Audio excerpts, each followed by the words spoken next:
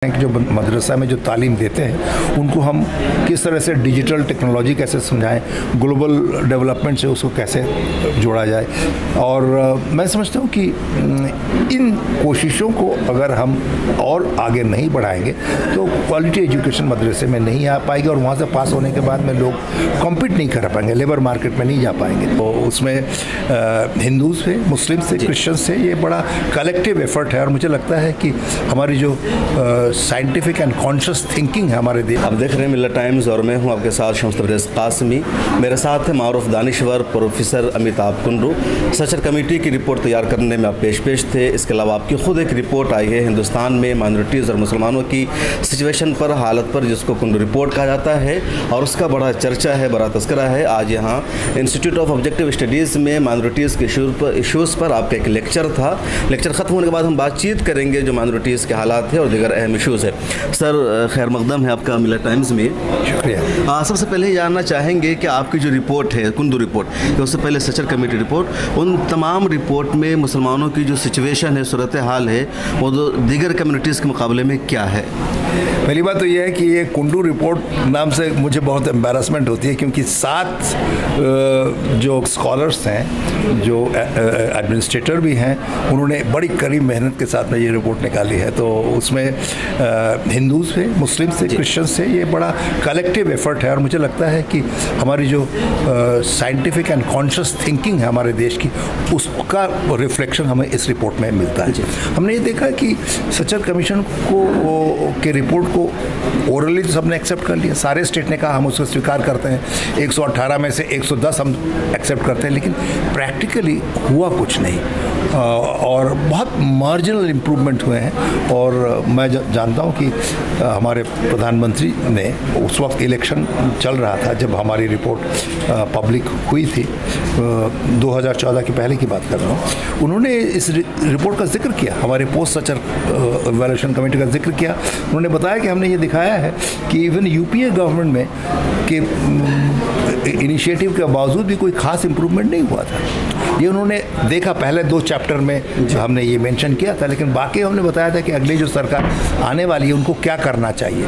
तो हमें उम्मीद है कि इस पर कुछ सरकार कदम कमी कहाँ से? सरकार की कमी रही है, खुद मुसलमानों ने भी, जो दूसरे लोग थे उन्होंने कोशिश नहीं की, डिमांड नहीं की सरकार से कि उसको नाफिज करो? देखिए, मुझे लगता है कोशिश तो मुस्लिम कम्युनिटी की तरफ से भी था। हमारे जितने मेंबरान थे, हमने हर टीवी चैनल में जाके कहा, हमारे कम से कम पार्लियामेंट में 7-8 बार तो पोस्ट सचर इवैल्यूएशन कमेटी के रिपोर्ट्स के बारे में चर्चा हुई है और यही कहा गया है कि ये हमारे विचाराधीन है, लेकिन कोई कॉन्क्रीट कोई स्टेप इस पर नहीं लिया गया है। मुझे लगता है कि अगर हम इंक्लूसिव डेवलपमेंट की बात कर रहे हैं, अगर हम $10 ट्रिलियन इकोनॉमी की बात कर रहे हैं, अगर हर कम्युनिटी का, हर रीजन का पार्टिसिपेशन नहीं रहा, ये ड्रीम, ये सपना कभी भी फुलफिल नहीं हो सकता।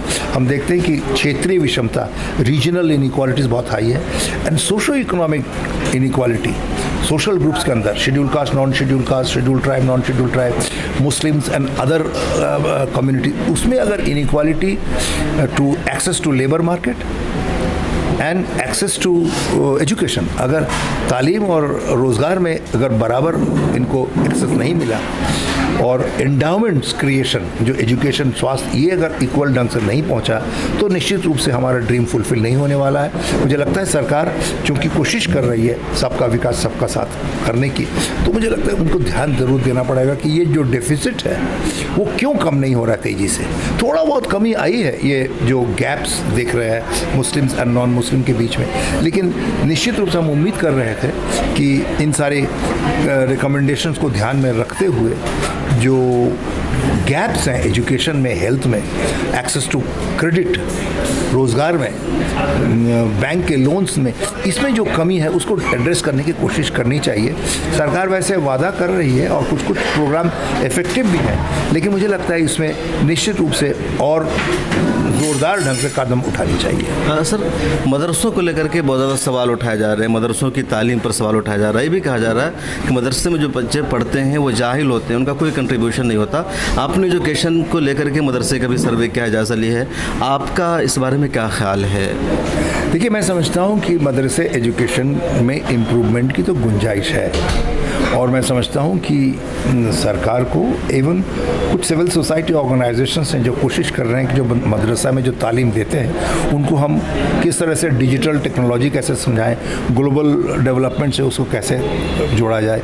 और मैं समझता हूँ कि इन कोशिशों को अगर हम और आगे नहीं बढ़ाएंगे तो क्वालिटी एजुकेशन मदरसे में नहीं आ पाएगी और वहाँ से पास होने के बाद में लोग कॉम्पीट नहीं कर पाएंगे, लेबर मार्केट में नहीं जा पाएंगे और उनको जोड़ने की भी ज़रूरत है। लेकिन ये कहना इस स्टेज पे कि मदरसे एजुकेशन की कोई ज़रूरत नहीं है, मुझे लगता है सही नहीं होगा, क्योंकि मुझे लगता है मुस्लिम कम्युनिटी में एक large section of the population है जो इस पर डिपेंडेंट है। अगर आप इसको बंद करवा देंगे, और कुछ हेजिटेशंस भी हैं, कुछ मुस्लिम फैमिलीज़ हैं इमीडिएटली अभी वो अपने बच्चियों को नहीं भेजना चाहते हैं दूसरे एजुकेशन सिस्टम में, तो मुझे लगता है इस समय ये बहुत प्रीमेच्योर होगा ये कहना कि मदरसा एजुकेशन को बंद कर दिया जाए। उसमें इम्प्रूवमेंट की गुंजाइश है, उसमें टेक्नोलॉजिकल सपोर्ट देने की ज़रूरत है। और अभी अभी न्यू एजुकेशन पॉलिसी में एक सोशो इकोनॉमिकली डिप्राइव्ड ग्रुप के लिए आइडेंटिफाई कर रहे हैं कुछ ब्लॉक्स को, जहाँ पर इंफ्रास्ट्रक्चर सपोर्ट होगा, एजुकेशन सिस्टम को मजबूत किया जाएगा और इन कम्युनिटी को ध्यान में रखते हुए एजुकेशन सिस्टम को डिज़ाइन किया जाएगा। मुझे लगता है ये बहुत ही सही कदम है, इसको इम्प्लीमेंट करना चाहिए और देखना चाहिए कि जो लोकल कम्युनिटी के रिक्वायरमेंट के साथ में कैसे हम जोड़ सकते हैं ये जो सोशो इकोनॉमिकली डिप्राइव्ड ग्रुप्स है इनके लिए।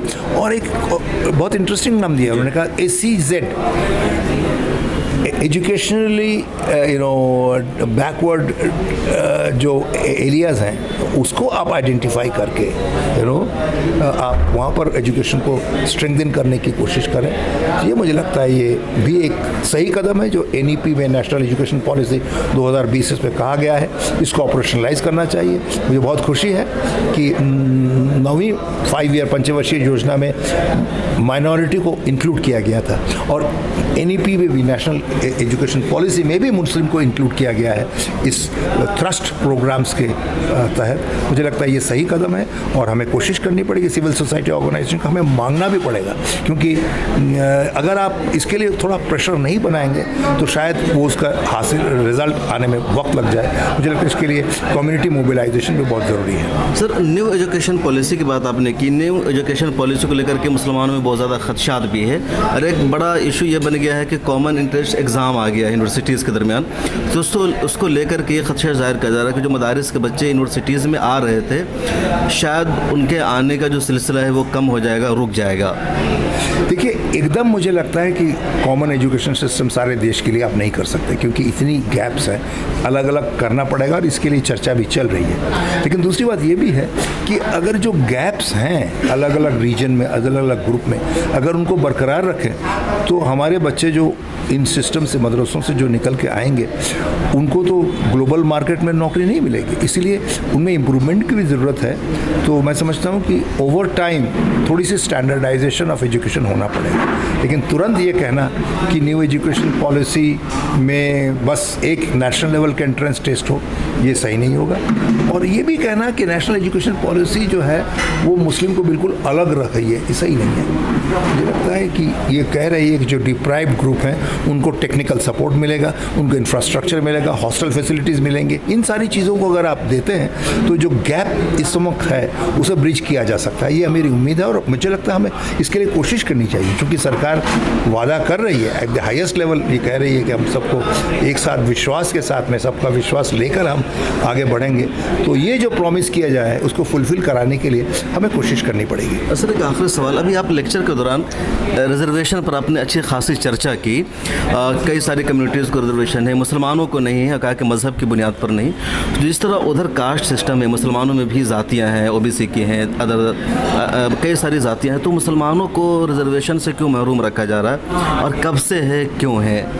ये बात सही है कि हमारे जो संविधान है, जो कॉन्स्टिट्यूशन है, वो परमिट नहीं करता कि रिलीजन के आधार पर हम किसी को बेनिफिट दें या रिजर्वेशन दें। बेनिफिट, पॉजिटिव इंटरवेंशन तो हो सकता है, फेलोशिप दिया जा सकता है, स्कूल्स एजुकेशन भी, लेकिन रिजर्वेशन देना एजुकेशन में और एम्प्लॉयमेंट में ये कॉन्स्टिट्यूशन नहीं अलाउ करती। लेकिन उसके बावजूद भी जो प्रोविजंस अवेलेबल हैं, क्या उनको पूरी तरह इस्तेमाल कर पा रहे हैं? फॉर एग्जांपल OBC में, मतलब शेड्यूल कास्ट रिजर्वेशन तो नहीं है, लेकिन OBC में मुस्लिम कम्युनिटीज़ इंक्लूडेड है, कास्ट इंक्लूडेड है, लेकिन OBC में जो मुस्लिम कम्युनिटी है वो कॉम्पीट नहीं कर पाती, क्योंकि और भी ऐसे कम्युनिटीज़ जो हैं, ऐसे कास्ट इंक्लूडेड हैं जो बहुत डेवलप्ड हैं एजुकेशनली भी, इनकम वाइज भी, तो उनके साथ में कंपटीशन में वो नहीं कर पाते। इसीलिए हमारा सजेशन ये था पोस्ट सचर इवैल्यूएशन कमेटी का कि हम ओबीसी को दो हिस्सों में बांट दें, एक जो डेवलप्ड ओबीसीज हैं और दूसरा जो बैकवर्ड ओबीसीज हैं। अगर बैकवर्ड ओबीसी का अलग कैटेगरी बनाया गया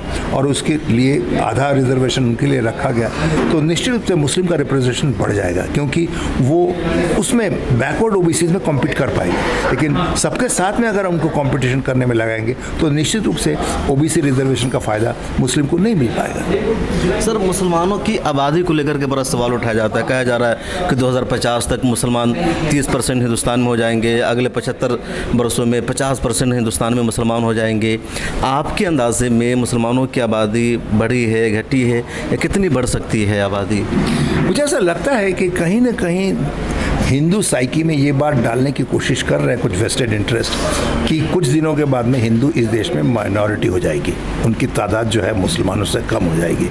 इससे बड़ा बकवास कोई हो ही नहीं सकता। मैं ये बताना चाहता हूँ कि जो भी थोड़ी सी डेमोग्राफिक आंकड़ों को स्टडी किया है वो देखेगा कि मुस्लिम फर्टिलिटी रेट निश्चित रूप से अधिक है हिंदू फर्टिलिटी रेट की तुलना में। Even schedule caste schedule tribe की तुलना में थोड़ा ज़्यादा है, लेकिन जितनी तेज़ी से इसमें गिरावट आई है पिछले 15-20 साल में, ये निश्चित रूप से रिमार्केबल है। और ये अगर टोटल फर्टिलिटी रेट जो गिर रही है उसको अगर हम बरकरार रख सकते हैं तो निश्चित रूप से जो कन्वर्जेंस हो जाएगा, दोनों फर्टिलिटी रेट बराबर हो जाएंगे। दूसरी बात मैं बताना चाहता हूँ कि Muslim demand for family planning services बहुत हाई है। बहुत सारे एरियाज़ हैं जहाँ पर मुस्लिम डिमांड है लेकिन मीट नहीं कर पा रहा है, तो आपकी फैमिली प्लानिंग के सर्विसेज वहाँ पहुँचना बहुत ज़रूरी है, क्योंकि अगर आप उनकी डिमांड को मीट नहीं कर पाएंगे फिर आप उनको ब्लेम करेंगे कि आपकी फर्टिलिटी रेट बहुत ज़्यादा है, ये सही नहीं है। तीसरी बात जो मैं कहना चाहता हूँ नेशनल फैमिली हेल्थ सर्वे के आंकड़ों से कि हम देखते हैं कि अगर आप प्राइमरी एजुकेशन देते हैं मुस्लिम औरतों को तो उनकी फर्टिलिटी रेट बहुत तेज़ी से गिरता है, दूसरे कम्युनिटी की तुलना में ज़्यादा तेज़ी से गिरता है। ये बहुत इंपॉर्टेंट चीज़ है। आपने प्राइमरी एजुकेशन दीजिए, प्राइमरी हेल्थ फैसिलिटीज़ दीजिए, आप देखेंगे ऑटोमेटिकली फैमिली प्लानिंग कंट्रोल में आ रहा है। आपको कोई दूसरे कोर्शन की ज़रूरत नहीं है, आपको कोई जॉब रिजर्वेशन या आपका इंक्रीमेंट बंद कर देना इसकी कोई आवश्यकता नहीं है। आप सिर्फ जो ट्रेंड है उनकी और फैमिली प्लानिंग को अडॉप्ट करने की उसमें मदद कीजिए, उनकी जो डिमांड है फैमिली प्लानिंग की उसको मीट कीजिए, तो निश्चित रूप से ये हम प्रॉब्लम को सॉल्व कर पाएंगे। सर, आखिरी सवाल, मुसलमानों का जो सचर कमेटी या फिर आपकी रिपोर्ट आई तो 10-12 साल का अरसा हो गया, तो मुसलमानों में कितना इंप्रूवमेंट हुआ है, मुसलमानों ने कितना अपने आप को बेहतर बनाया है इस रिपोर्ट के आने के बाद? मुझे लगता है Sachar and post Sachar committee ने एक अवेयरनेस तो क्रिएट किया है, लेकिन ग्राउंड लेवल पे जो इम्पैक्ट हम देखना चाहते थे, जो उम्मीद कर रहे थे, वो नहीं हो पाया। ये कहना गलत है कि 2014 के बाद से मुसलमानों की हालत और बदतर हो गई है या कोई इम्प्रूवमेंट नहीं हुई, ये सही नहीं है। उसकी हालत में सोशल इकोनॉमिक क्षेत्रों में निश्चित रूप से उसमें भी सुधार हुआ है, लेकिन जितना औसतन सुधार हुआ है उसकी तुलना में कम हुआ है। इसका मतलब थोड़ा सा गैप जो है थोड़ा बड़ा है। इसीलिए मुझे चिंता इस बात की है कि ये प्रोग्राम जो डिज़ाइन किए जा रहे हैं, जो बिल्कुल विद ऑब्जेक्टिव ऑफ इक्वालिटी, उसको सही ढंग से इम्प्लीमेंट करना बहुत ज़रूरी है। उसकी जिम्मेदारी सरकार पर है, सिविल सोसाइटी ऑर्गेनाइजेशंस पर है और कम्युनिटी पर भी है कि वो कोशिश करें कि जो प्रॉमिस किया जा रहा है उसको हम वो लागू कर पाएँ, उसको हम इम्प्लीमेंट कर पाएँ। बहुत शुक्रिया हमसे बात करने के लिए। आप थे प्रोफेसर अमिताभ कुंडू, जिन्होंने IAS में लेक्चर दिया और आज इसी मुद्दे पर हमारे साथ बातचीत की। आप इस बारे में क्या ख्याल रखते हैं कमेंट सेक्शन में ज़रूर लिखेगा। कैमरामैन तमन्ना के साथ शम्स तबरेज़ कासमी, मिल्लत टाइम्स।